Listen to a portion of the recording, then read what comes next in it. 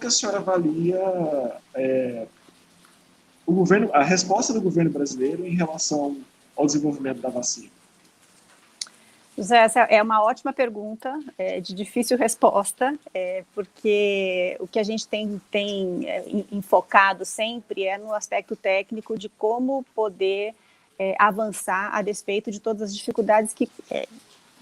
permeia qualquer crise desse porte. Então, desde o início da pandemia já existe uma iniciativa muito grande, global, no sentido de desenvolver vacinas e um trabalho articulado, uma coalizão internacional nesse sentido, do qual o Brasil faz parte. O Brasil, instituições e pesquisadores brasileiros. E instituições brasileiras, inclusive instituições públicas, participaram e participam desse processo em suas diversas etapas. Então, isso foi e tem sido muito positivo. Do ponto de vista do governo, existe sempre uma necessidade, né, em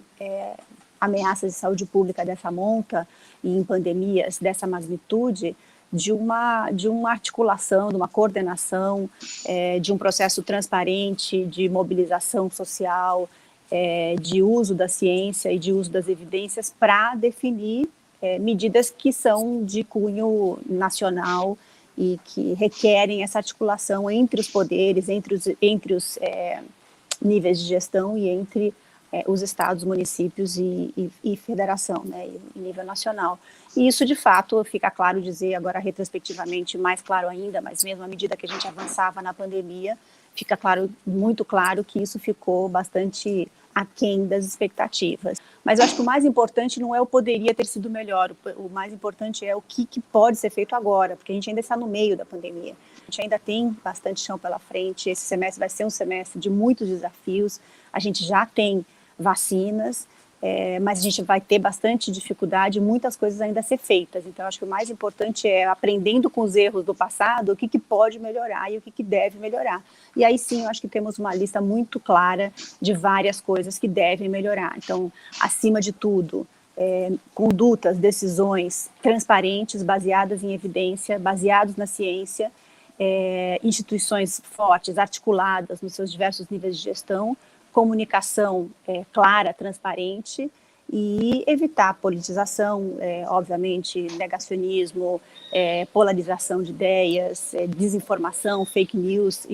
Essas questões têm que ser trabalhadas com bastante cuidado e serem minimizadas, porque isso atrapalha muito, muito, e principalmente nesse momento agora que a gente está de fato operacionalizar e fazer acontecer as atividades de vacinação no Brasil afora. A segunda pergunta já seria o outro lado da moeda, que é como a senhora avaliaria o papel dos cientistas brasileiros, dos pesquisadores nesse momento para o desenvolvimento da vacina, mas também lidando com a pandemia em geral. E, principalmente, a gente pode levar em consideração o trabalho do Butantan e da Fiocruz, né, que está sendo tão divulgado e atacado ao mesmo tempo. Não, o trabalho da Fiocruz, do Butantan, de várias das instituições, da UFG, das instituições acadêmicas, públicas, privadas, enfim, o trabalho da ciência, das instituições científicas e dos pesquisadores no país tem sido incansável, tem sido impressionante, louvável, a despeito de inúmeras dificuldades, e aí tem, obviamente, as dificuldades estruturais, mas mais importante, as dificuldades conjunturais e da situação atual, né? É muito difícil trabalhar num ambiente em que se politiza tudo, em que se nega evidências, em que se ataca a ciência. Então, isso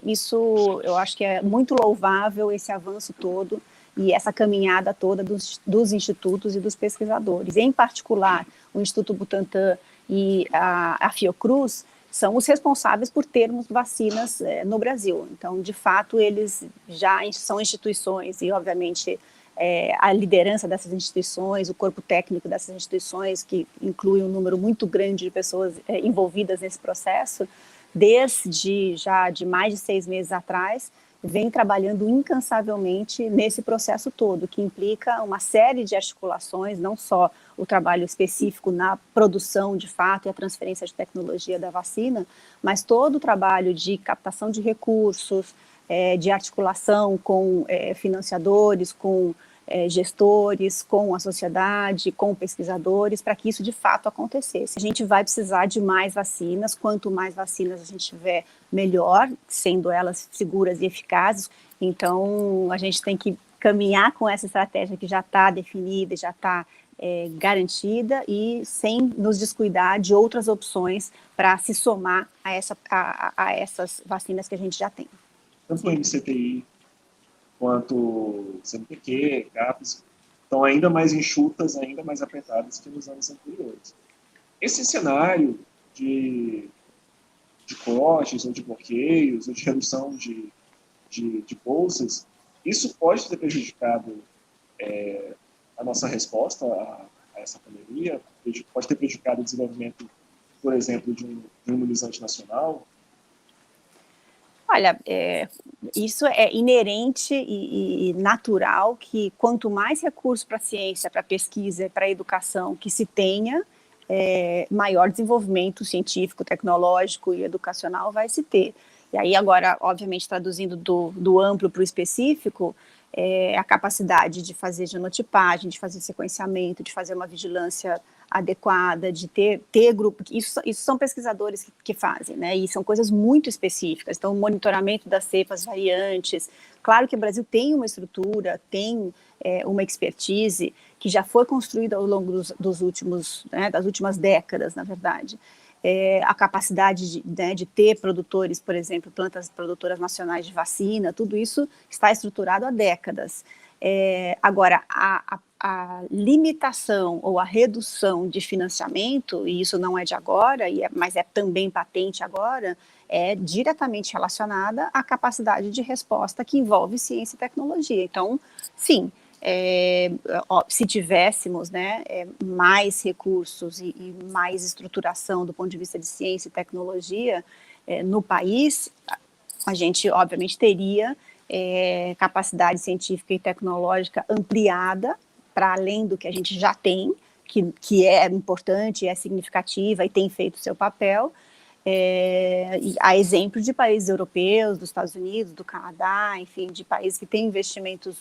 bastante altos e mantidos em pesquisa, em ciência e tecnologia.